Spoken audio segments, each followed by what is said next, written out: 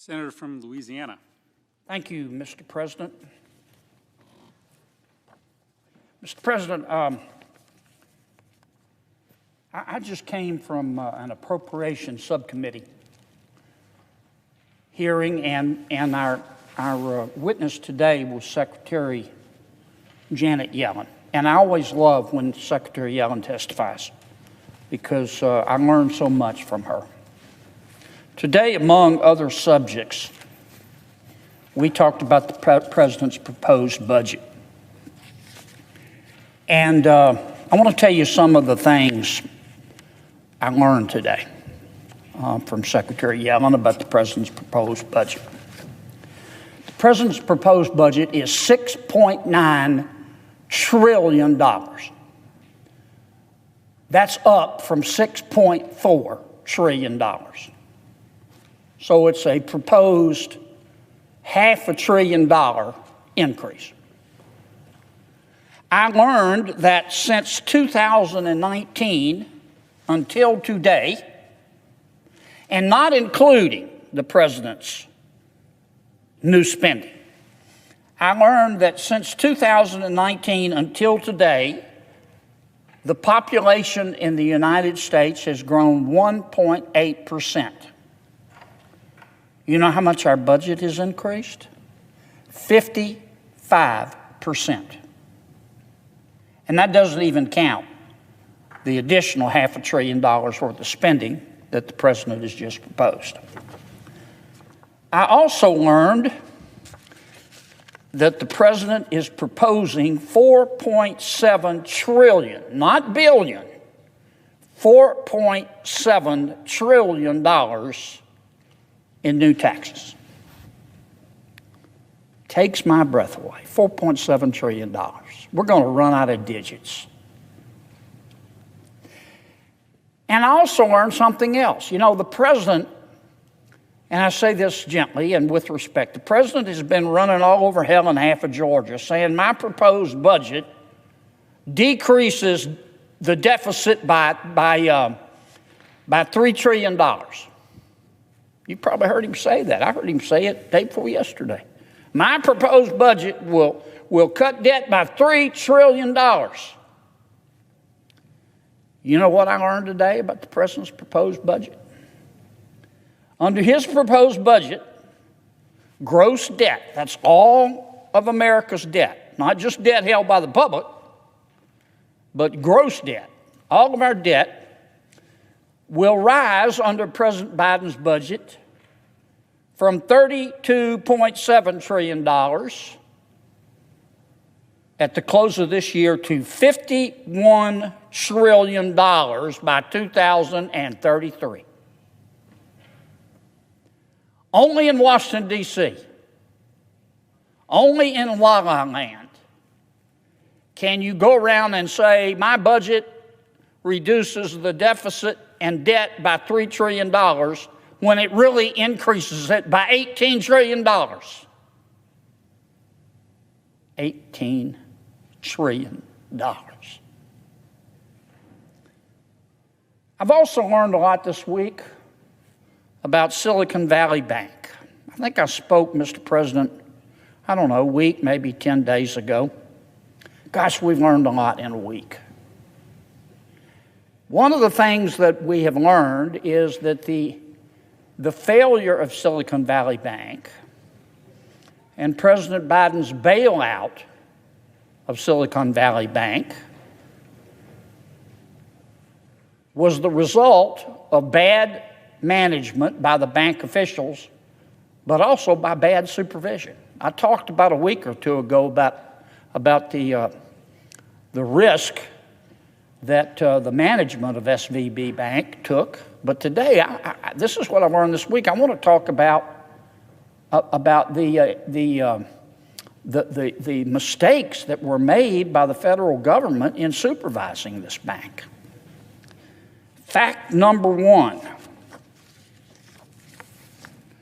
It is a fact that in January of 2019, the Federal Reserve, which is one of the banking regulators in charge of supervising the bank, issued a warning to the bank This is 4 years ago, over its risk management systems.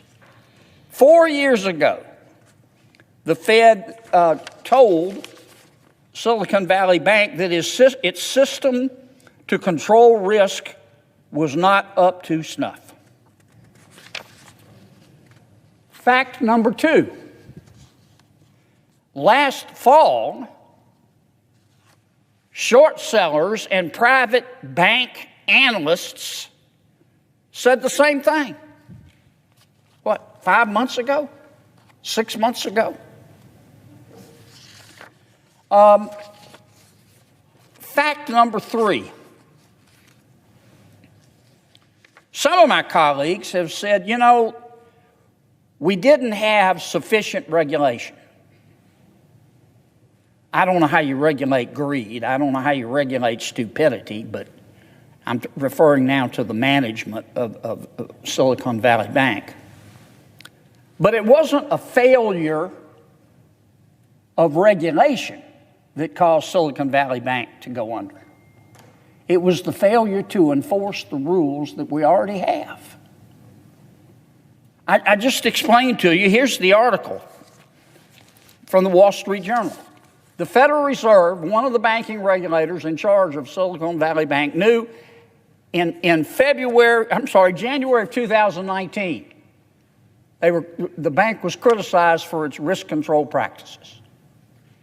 And they were supposed to correct those risk control practices. Why didn't the Federal Reserve follow up? Now, I also learned some of my colleagues are saying, well, you know, this is all the fault of Congress. It's the fault of Congress because Silicon Valley Bank was not subject to a stress test. We, as you know, Democrats and Republicans supported an amendment to Dodd-Frank back in 2018 that some say prevented the bank from being stress tested. That's not true.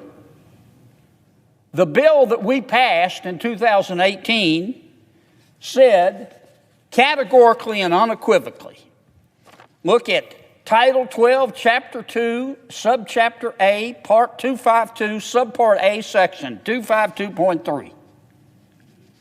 It said in our legislation that the Federal Reserve and the other banking regulators have the authority at any time to stress test Silicon Valley Bank.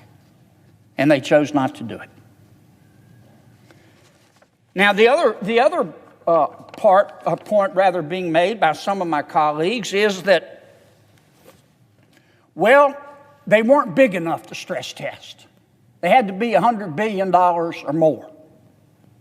That's not true. They were over a $100 billion bank at the end of 2021.